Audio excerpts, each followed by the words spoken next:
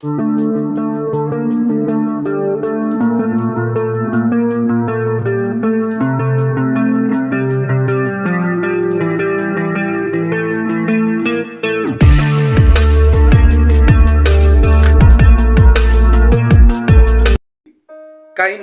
Open ചെയ്യാം. ഒരു പുതിയ പ്രോജക്റ്റിനായി ക്രിയേറ്റ് ന്യൂ കൊടുക്കുക. ഇവയിൽ നിന്നും 9:16 എന്ന ഈ ആസ്പെക്ട് റേഷ്യോ സെലക്ട് ചെയ്ത് ക്രിയേറ്റ് കൊടുക്കുക.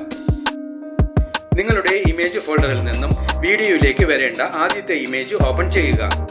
പാൻ ആൻഡ് സൂം സെലക്ട് ചെയ്യുക.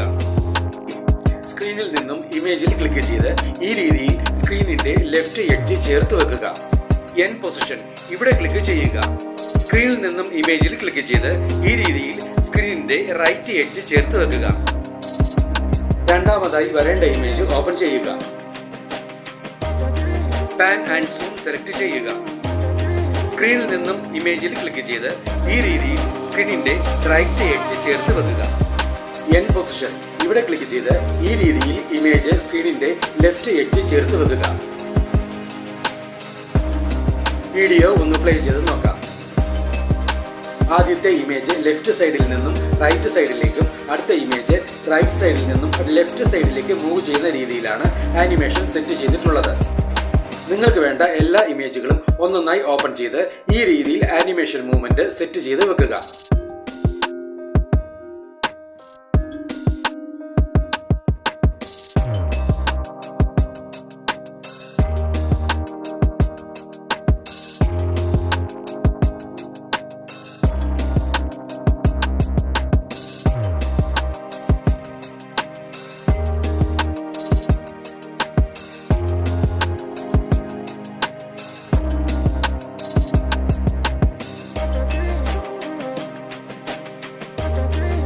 ഇവിടെ നാം 5 ഇമേജുകളാണ് ഓപ്പൺ ചെയ്ത് ആനിമേഷൻ സെറ്റ് ചെയ്ത് വെച്ചിട്ടുള്ളത്. ആദ്യത്തെ ഇമേജ് ലെയറിൽ ക്ലിക്ക് ചെയ്യുക. ഓപ്ഷൻ ബാറിൽ നിന്നും അഡ്ജസ്റ്റ്മെന്റ് സെലക്ട് ചെയ്യുക. സാച്ചുറേഷൻ ഇവിടെ ക്ലിക്ക് ചെയ്ത് ഇമേജിന്റെ സാച്ചുറേഷൻ ലെവൽ മാക്സിമം കുറച്ചു വെക്കുക. ഇമേജ് ബ്ലാക്ക് ആൻഡ് വൈറ്റ് ആയി മാറിയിട്ടുണ്ട്. ബാക്കിയുള്ള എല്ലാ ഇമേജുകളും ഇതുപോലെ ബ്ലാക്ക് ആൻഡ് വൈറ്റ് ആയി മാറുന്നതിന് അപ്ലൈ ടു ഓൾ എന്ന ഈ ബട്ടണിൽ ക്ലിക്ക് ചെയ്യുക.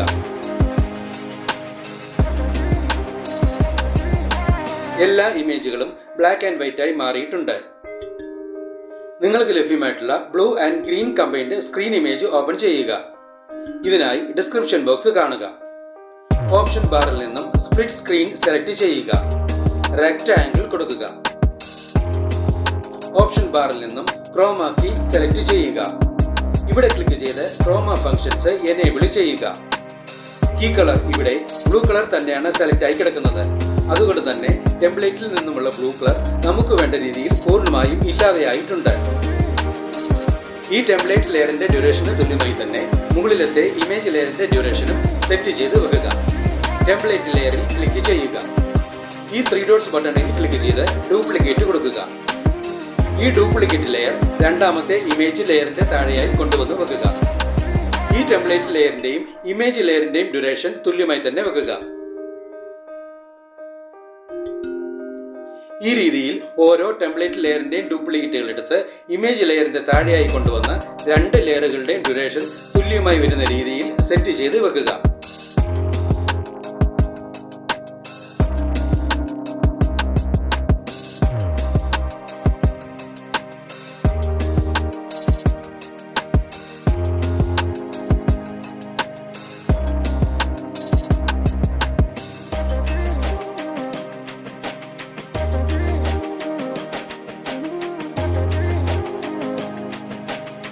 ഇവിടെ വേണ്ട എല്ലാ ലെയറുകളും അഡ്ജസ്റ്റ് ചെയ്ത് വെച്ച് കഴിഞ്ഞിട്ടുണ്ട്.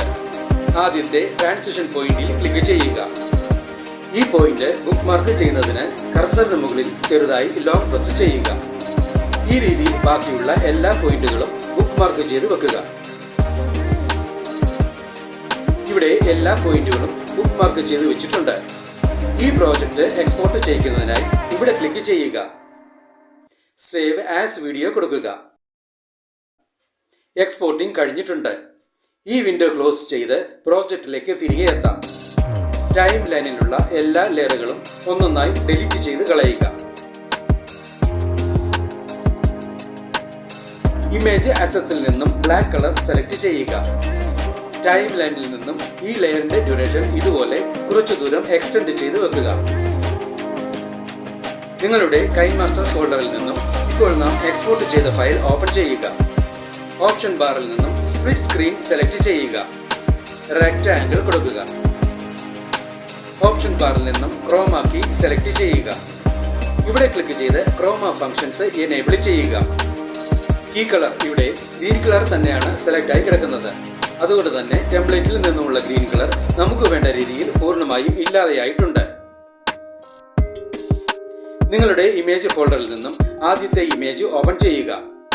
ഈ 3 ഡോട്ട്സ് ബട്ടണിൽ ക്ലിക്ക് ചെയ്ത് സെൻഡ് ടു ബാക്ക് കൊടുക്കുക. ഇമേജ് മാസ്കിനുള്ളിൽ കറക്റ്റ് ഫിറ്റ് ആവുന്ന രീതിയിൽ സൈസ് അഡ്ജസ്റ്റ് ചെയ്ത് വെക്കുക. ഈ ഇമേജ് ലെയറിന്റെ ഡ്യൂറേഷൻ മുകളിലത്തെ വീഡിയോ ലെയറിന്റെ ഡ്യൂറേഷന് തുല്യമായി എക്സ്റ്റെൻഡ് ചെയ്ത് വെക്കുക. കർസർ ആദ്യത്തെ ബുക്ക് മാർക്കിന് മുകളിലായി വെക്കുക. ഇമേജ് ലെയറിൽ ക്ലിക്ക് ചെയ്യുക. ട്രിം ഓർ സ്പ്ലിറ്റ് സെലക്ട് ചെയ്യുക. സ്പ്ലിറ്റ് കൊടുക്കുക. റീപ്ലേസ് ബട്ടണിൽ ക്ലിക്ക് ചെയ്യുക. നിങ്ങളുടെ ഇമേജ് ഫോൾഡറിൽ നിന്നും ഇവിടെ വരേണ്ട ഇമേജ് ഓപ്പൺ ചെയ്ത് വെക്കുക. ഈ രീതിയിൽ ബാക്കിയുള്ള എല്ലാ ഇമേജുകളും റീപ്ലേസ് ചെയ്ത് വെക്കുക.